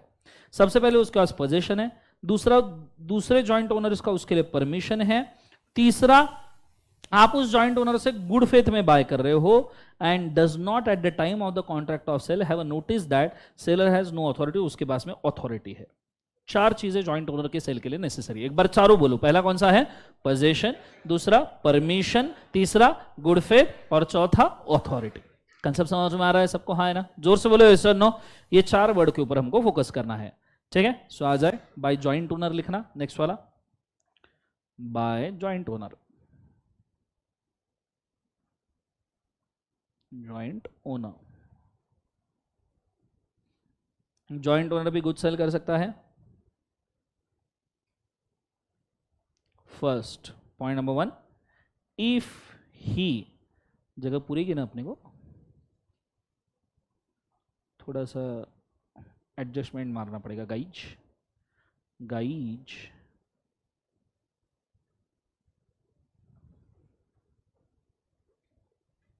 ठीक है। If point number 1, the JO, joint owner को हम जो बोलेंगे, if the JO have position of the goods. Point number 2, JO have permission of other JOs, जो है permission of the other JOs. Third position, permission, फिर क्या था? Good faith, JO sells in good faith. और चौथा क्या था? जो हैव अथॉरिटी टू सेल।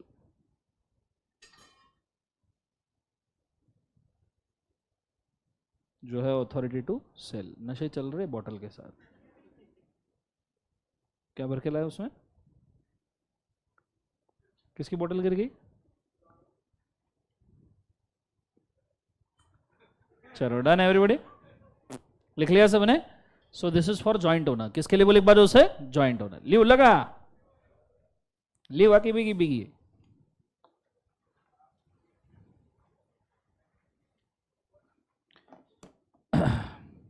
लिखना हो गया सबका? चलो जॉइंट ओनर हो गया। जॉइंट ओनर के बाद में नेक्स्ट वाला है sale by person in whose position under the voidable contract. ऐसा पर्सन जिसके हाथ में गुड्स है वॉइडेबल कॉन्ट्रैक्ट के अंदर, क्या वो गुड्स सेल कर सकता है? कर सकता है नहीं कर सकता है? तो उसके लिए पढ़ लेते हैं। The buyer would acquire a good title to the goods. Buyer को गुड टाइटल मिलेगा, बायर को। Sold to him by seller who is obtained a position of the goods under the voidable contract on the ground of coercion, fraud, mistake, misrepresentation, undue influence, provided that contract had not been rescinded until the time of the sale. अब इसके लिए एक example create करना पड़ेगा। आ जाओ, क्या हुआ? आ जाओ मित्रों, एग्जाम्पल दे दूंगा। So under seller is under voidable contract। Seller is under केवल एक बार जो से voidable contract। Are you guys ready? अब मस्त एग्जाम्पल सुनना बहुत अच्छे तरीके से। समझो इंडिया का ज्वेलर है, एक ज्वेलर। इंडिया के बहुत सारे ज्वेलर्स है, उसमें से एक ज्वेलर है कल्याण ज्वेलर। कौन सा ज्वेलर बोले एक बार? जोर से बोलो, कौन सा ज्वेलर? कल्याण। कल्याण ज्वेलर वाले को समझो फॉर एग्जाम्पल एक बेटा था। एक क्या था बोले एक बार उसे? बेटा। ठीक है, छोटू सा बच्चा। और अपना हीरो तो है ही कैव्या। हाय कैव्या, व्हाट्सअप। अब कैव्या को एक लड़की पटानी थी। लड़की का नाम था नोरा। सच में कैव्या? कैव्या बोल रहे बहुत बड़ा हो जाएगा। बोल, कैसे लोग हैं जीवन में यार, क्या चल रहा है यहाँ पे? हद है बेकार यार। हट, कोण आवडते कैव्या मग? अरे कोणीच असेल यार, मला काही नाही। कौन काय? तू सांग, तुझी सांगशील ती। कोई लड़की नहीं पसंद है कि तो कौन?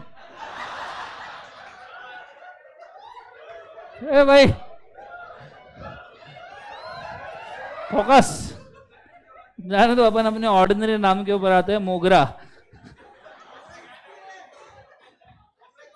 हाँ, असं कोणी घेऊ? कोणी घ्या म्हणजे तिने तुला घ्यायला पाहिजे ना। कोणी काय घ्या, फोकस। कोणी घ्या। सो कैव्या को समझो अपनी गर्लफ्रेंड। गर्लफ्रेंड का नाम लेट्स से राखी। नहीं बे ए यार, कैव्या कुछ भी बोल रहे हैं यार, बेकार लोग हैं यार।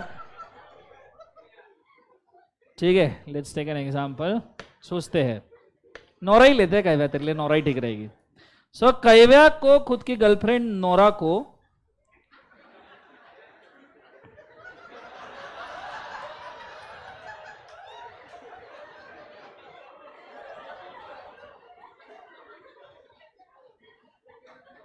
ये वो साकी साकी वाली नोरा है।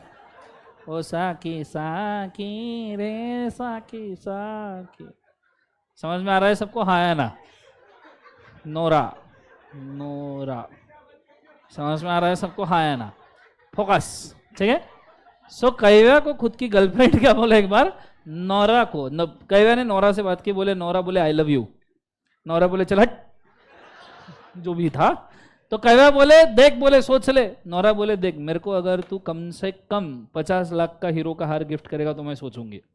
कैव्या बोले 50 लाख? बस कोई दिक्कत नहीं बोले। तो कैव्या ने क्या किया, कल्याण ज्वेलर्स के बच्चे को, किड को नैप कर लिया। किड को क्या कर लिया, नैप कर लिया। और कैव्या लॉ पढ़ा था भाई अपने से, तो कैव्या बोले किडनैप कर लिया पर अब प्रॉपर एग्रीमेंट नहीं किया तो टेंशन है। तो कैव्या ने कल्याण ज्वेलर वाले को फोन किया, बोले तुम्हारा बच्चा मेरे पास है। कल्याण ज्वेलर वाला बोले तंबाकू निकाल के बात कर। तो कल्याण ज्वेलर वाला था, तुम्हें क्या चाहिए, तो बोले तुम्हारे पास में जो भी बोले 1 करोड़ का सेट होगा बोले हीरो का, वो मेरे को 10 रुपए में बेच दो। 1 करोड़ रुपए का हीरो का सेट 10 में बेच दो, 10 रुपए में। प्रॉपर एग्रीमेंट बनाएंगे बोले, बॉन्ड पेपर के ऊपर टर्म्स एंड कंडीशंस लिखेंगे बोले, और 10 रुपए में मेरे को हीरो का सेट चाहिए। समझ में आ रहा है? बोले एग्रीमेंट वगैरह बनी रहेगी तो टेंशन नहीं रहेगा जीवन में। तो बाकायदा 1 करोड़ का हीरो का सेट कल्याण ज्वेलर से कौन लेके आ जाता है बोले एक बार, उसे कैव्या। जोर से बोलो, कौन लेके आ जाता है बोले एक बार, कैव्या। अब 1 करोड़ का हीरो का सेट तो लेके आ जाता है, और फिर कैव्या ये 1 करोड़ का सेट लेके निकलता है नौरा की तरफ, घर की तरफ। घर की तरफ जाते जाते देखता है तो नौरा तैमूर के साथ लगी, मतलब तैमूर के साथ घूम रही होती है इधर उधर, जूस वूस पी रही होती है, सब ऐसे मस्त टाइप। कैव्या का दिल टूट जाता है। कैव्या क्या क्या टूट जाता है, समझ में आ रहा है सबको? हाँ है ना? कैव्या का दिल टूट जाता है। कैव्या बोलता है अब मैं क्या करूं? अब मुझे एक बात बताओ, ये 10 रुपए में जो डायमंड का सेट खरीदा है, ये कॉन्ट्रैक्ट वैलिड है या वॉइडेबल है? जोर से बोलो, क्या है बोले एक बार, उसे वॉइडेबल। तो कैव्या ऐसे ही दुख में पड़ा रहता है। जब दोस्त दुख में होता है तो काम में दूसरा दोस्त ही आता है, बोलो हाँ है ना? तो कैव्या का दूसरा दोस्त, नाम बोल बेटा, चैतन्य, चैट्या। तो चैटा कैव्या को फोन करता है। चैटा कैव्या को बोलता है हाय कैव्या। कैव्या बोलता है नोरा। चैटा बोलता है क्या हो गया, क्यों नोरा के नाम से चिल्ला रहा है, क्या दिख रहा था? अरे मतलब, तो कैव्या बोलता है अरे रुक, बोले मैं आ रहा हूं। तो चैटा मजे लेने के लिए आ जाता है। कैव्या रोते रहता है। चैटा बोलता है क्या हो गया, बोले यार वो नोरा। बोले कोई दिक्कत नहीं, कोई टेंशन की बात नहीं। बोले कितने का हार है, बोले तो कैव्या बोलता है ये हार बोले मैं 1 करोड़ का है, मैंने 10 रुपए में खरीदा। चैटा बोलता है अरे क्या बात है, तेरे को कितने पैसे की जरूरत है? कैव्या बोलता है मेरे को तो 10 रुपए मिल लगे, तेरे को जितने हैं दे दे, ठीक है। तो अब कैव्या ये नहीं मेंशन करता कि this contract is voidable contract, और ये किडनैप करने के थ्रू उसने 1 करोड़ का हार 10 रुपए में खरीदा। So Chaitya is in the good faith. Chaitya is in the क्या बोले एक बार उसे, गुड फेथ। जो चैट्या सोचता है कि भैया ये हार मैं खरीद के सन्नी को दूंगा।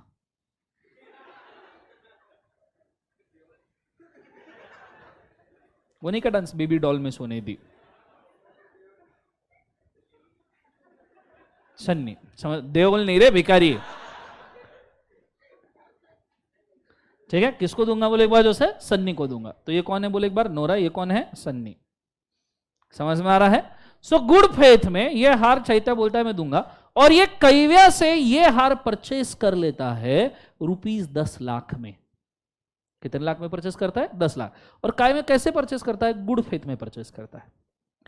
अब जब इसने हार परचेस किया गुड फेथ में, इसको नहीं पता था कि भाई ये कल्याण ज्वेलर से बच्चे को किडनैप करके लाया हुआ हार है। अब मुझे एक बात बताओ, चैट्या ने ये जो हार परचेस किया है, क्या इसका पोजीशन चैट्या को मिलेगा या नहीं मिलेगा? मित्रों, मेरे प्यारे देशवासियों, मुझे बताओ चैट्या को मिलना चाहिए नहीं मिलना चाहिए? अरे मिलना चाहिए नहीं मिलना चाहिए? क्या अच्छे दिन आए हैं। कल मैंने वीडियो देखा है राहुल जी का। राहुल जी कुलियों से मिलने गए और सिर पे बैग उठा ली और चलने लग गए, जिस बैग को चक्के थे और ट्रॉली बैग थी कैरी करने की, उसको सिर पे उठा के चलने लग गए। मोदी जी वोट मांगते हैं, राहुल गांधी फोर्स करता है बीजेपी को वोट दो करके। समझ में आ रहा है सबको? आया ना? सो एनीवे, सो कौन है बोले एक बार जो है, सन्नी जी। अब सन्नी मैडम को ये गोल्ड, ये जो डायमंड नेकलेस है वो गिफ्ट करना चाहते हैं। क्या करना चाहते हैं बोले एक बार उसे, गिफ्ट। तो ऐसे सिचुएशन में ये जो 10 लाख का कॉन्ट्रैक्ट किया गया है, ये कॉन्ट्रैक्ट क्या माना जाएगा बोले एक बार उसे, वैलिड। क्या माना जाएगा, वैलिड। और ये डायमंड नेकलेस चैट्या रख सकता है। सर फिर कल्याण ज्वेलर को जो डैमेज हुआ उसका क्या? Kavya. Kavya is responsible for whole damage to the Kalyan jeweller. समझ में आया? कल्याण ज्वेलर आए, इसको उठा के ले गए, इसका किडनैपिंग हो जाए। समझ में आ रहा है सबको? हाँ है ना? जोर से बोलो यस और no. This is a contract, sale of the goods under voidable contract, कि उस बंदे ने सेल कर दिया जो खुद वॉइडेबल कॉन्ट्रैक्ट में था, लेकिन तब तक सेल करना चाहिए जब तक कॉन्ट्रैक्ट वॉइड डिक्लेयर नहीं होता। अच्छा समझ में आ रहा है सबको? एक बार डिक्लेयर हो गया वॉइड, फिर सेल नहीं कर सकता। Is it very clear everybody? जोर से बोलो यस और नो। ये ड्रॉ कर लो, go for it fast. Nora Nora जैसी ही दिखे, सन्नी सन्नी जैसी ही दिखे।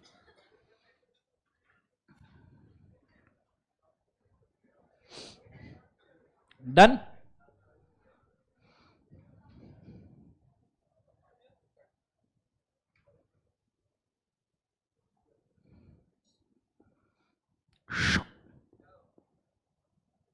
लिखो चलो फास्ट।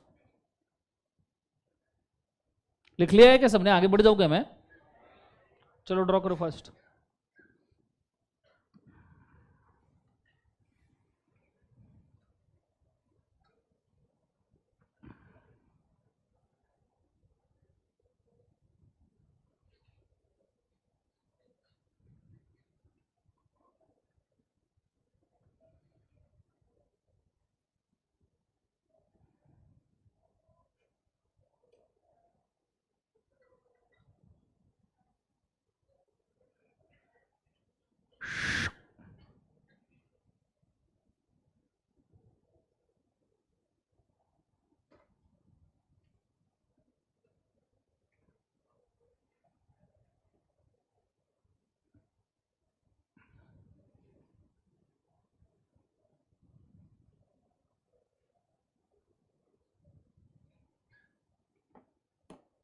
चलो डन एवरीबॉडी?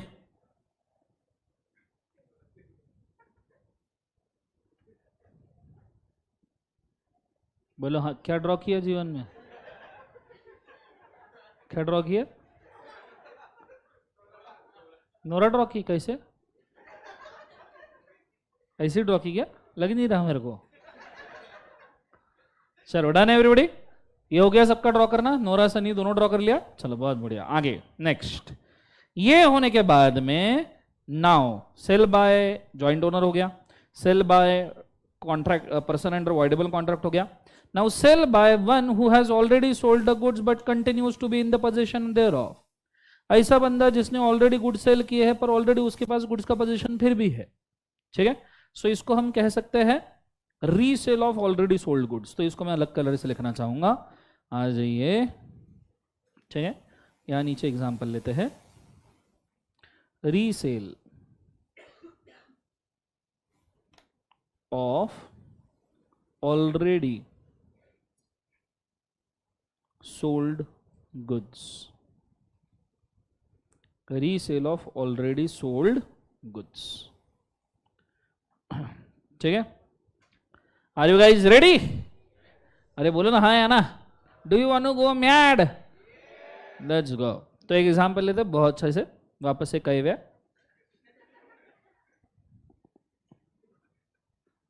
ओके, कैव्या का दोस्त चैटिया। कैव्या को दोस्त कौन बोले एक बार उसे? चैटिया। कैव्या एक और दोस्त का नाम बोल भाई। रुशिया। कौन बोले एक बार? रुशिया। Focus focus. कैव्या के पास समझो एक घोड़ा था। हंसने को क्या हुआ? कैव्या के पास समझो एक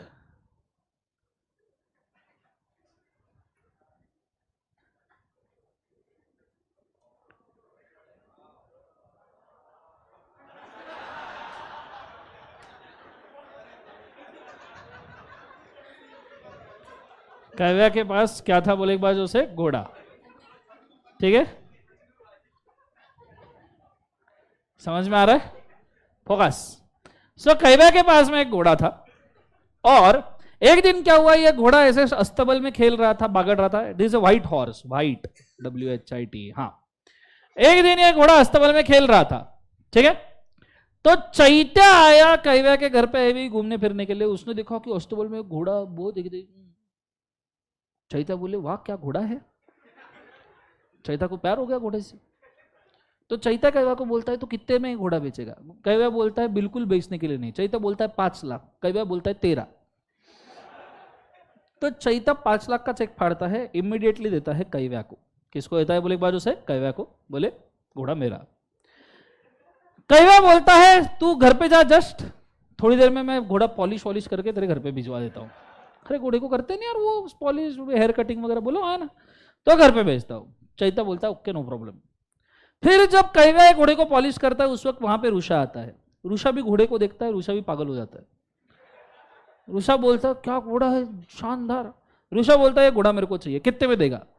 कैव्या बोलता है अरे ये घोड़ा, कुछ बोलने के पहले रुषा बोलता है 10 लाख। कैव्या बोलता है हैं, मेरे को नहीं पता था इसकी इतनी वैल्यू है।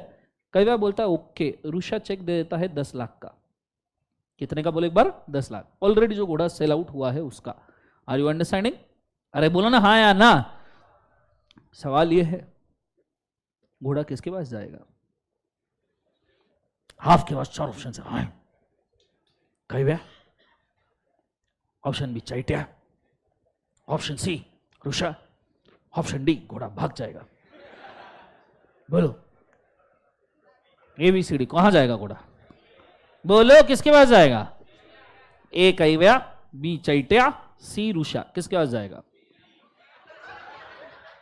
क्या हुआ? क्या? कहां जाएगा? घोड़ी के पास नहीं, भिखारी। घोड़ी के पास। ऐसे लोग हैं यार जीवन में यार। सब बोलो घोड़ा कहां जाएगा? Resale of already sold goods, where the घोड़ा shall go? Shall I tell you? अगर रुषा ने घोड़ा गुड फेथ में परचेस किया है तो रुषा के पास घोड़ा जाएगा। सो रुषा जाएगा घोड़े पे और चैत्या, अरे चैत्य के पास घोड़ा नहीं जाएगा। समझ में आ रहा है सबको? हाँ जोर से बोलो यस। कुछ भी बोलते यार, कुछ भी सोचते हैं, बेकार लोग हैं यार जीवन में। सो ये चीज को याद रखना कि रुषा घोड़ा लेके जाएगा, ठीक है? So this is the second sale. वो कौन सा सेल है बोले एक बार? Second cell. तो याद रखना प्रिंसिपल क्या है? The goods belong to the latest owner in good faith.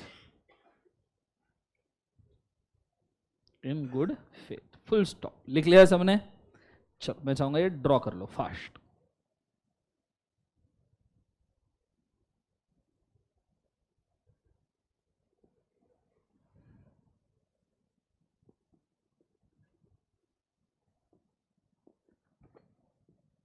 अब क्या हुआ?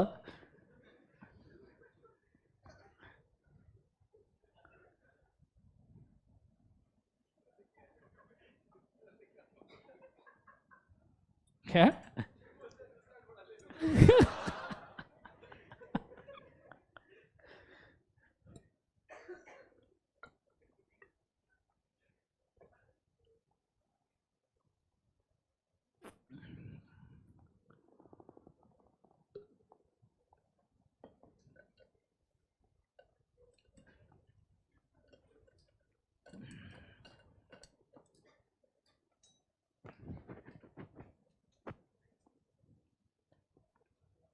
Sure, done.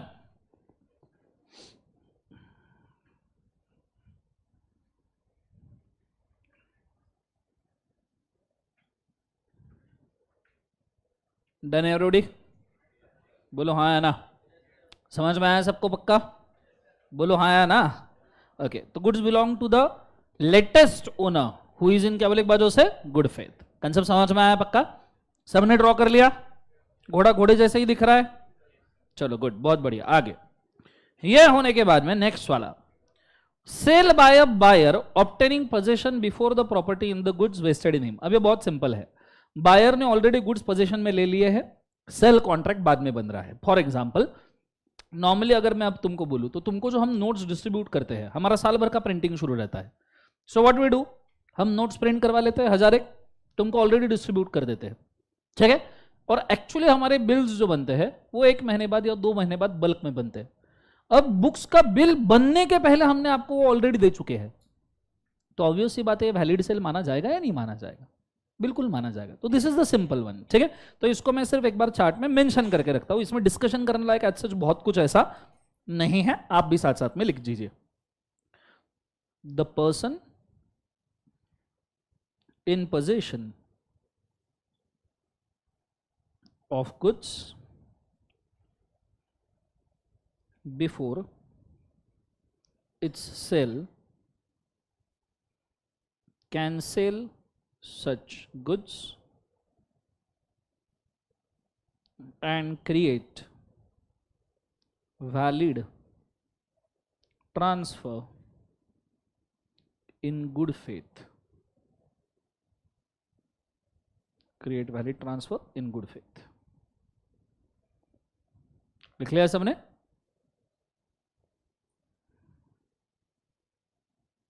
चलो डन, बोलो हाँ या ना। शानदार, यहां तक आइडिया क्लियर है सबको? ओके, ये होने के बाद में next one, effect of estoppel. Estoppel मतलब बाय कंडक्ट कहना है इसे, बोलो हाँ या ना। Okay, focus. Where the owner of the estopped, owner is estopped by the conduct from denying the seller's authority to sell, the transferee will get a good title as against the true owner. But before the good title by estoppel can be made, it must be shown that true owner had actively suffered or held out the other person in the question to be the true owner or as the person authorized to sell the goods. Simple सी बात है, क्या हुआ? पढ़ रहे हो ना साथ साथ में? हाँ, सिंपल सी बात यहाँ पे ऐसी है कि गुड्स किसी और के है, सेल कोई और कर रहा है, और जिसके गुड्स है वो डिनाई भी नहीं कर रहा। ठीक है, for example, let's take an example. समझो, नाम बोलो, आद्या। आद्या के पास में समझो आईफोन का मॉडल नंबर है, अभी तो 15 आया ना, तो इसके पास ओल्ड वाला मॉडल था आईफोन का 14। आईफोन का क्या बोले एक बार, 14। आद्या को सेल करना था आईफोन का 14 नंबर का मॉडल और 15 लेना था। तो आईफोन का 14 नंबर का मॉडल आद्या सेल करना चाहता था, और आद्या ने उसके दोस्त को बोला, साक्या को, कि भाई मेरा ये आईफोन का 14 नंबर का मॉडल है, मेरे को ये सेल करना है भाई यार, कोई बायर। तो साक्या बोले यार मेरे पास एक बंदा है जो ये परचेस करने के लिए रेडी है। और साक्या ने खुद के रिलेटिव को पकड़ा, वो रिलेटिव जो बार बार साक्या को पूछता था कौन से कॉलेज से सीए कर रहा है। समझ में आ रहा है सबको? साक्या परेशान हो गया, बोले इसको तो चिपका के रहूंगा। तो साक्या गया रिलेटिव के पास, रिलेटिव को बोलता है ये आईफोन का 14 नंबर का मॉडल है, बहुत अच्छा है, शानदार, बहुत जबरदस्त फोटो आते हैं इसके अंदर, और इसके अंदर ये सवाल का जवाब भी मिलता है कौन से कॉलेज से सीए होता है करके। ठीक है, आप लोगे? रिलेटिव बोला हाँ। नाउ साक्या इज शोइंग कि ये फोन उसी का है, ये 14 आईफोन 14 फोन उसी का है। Sakya wants to show that कि ये फोन उसी का है, और वो खुद के रिलेटिव को इसको बेचना चाहता है। अब ऐसे सिचुएशन में वो साथ में लेके गया था दोस्त को, जिसका फोन है उसको लेके गया था, पर दोनों ने वहां पे रिलेटिव के सामने कोई डिस्क्लोजर नहीं किया कि फोन किसका है। And Sakya is showing that ये फोन उसी का है। समझ में आ रहा है मैं क्या कह रहा हूं? जोर से बोले सर। नो, ऐसे सिचुएशन में अगर रिलेटिव वो फोन परचेस करेगा तो उसे वैलिड परचेस माना जाएगा, क्योंकि ओरिजिनल ओनर ने कोई ऑब्जेक्शन लिया है क्या? नहीं। और जो ओनर नहीं है उसने ऐसा शो किया है कि ये गुड्स उसी के हैं। कंसेप्ट समझ में आ रहा है सबको? हाँ है ना? जोर से बोले सर। नो, ऐसा कई बार मार्केट में होता है कि लोग खुद के गुड्स बता के किसी और के गुड्स बेच देते हैं और उसके ऊपर कमीशन लेते हैं। बोलो हाँ या ना? तो ये चीज को आपने बड़े अच्छे से याद रखना। इसे कहते हैं effect of estoppel. Effect of estoppel by conduct बेच देना। क्लियर है कंसेप्ट? सो डायग्राम के अंदर, चार्ट के अंदर हम इसको ऐड करेंगे।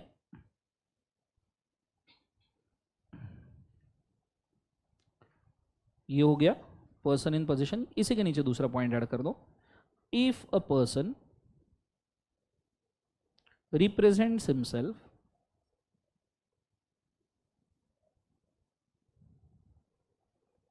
as owner of goods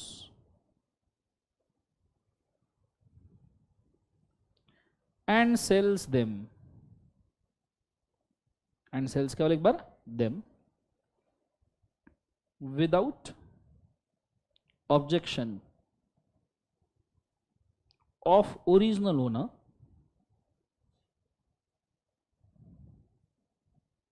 then it's valid sale.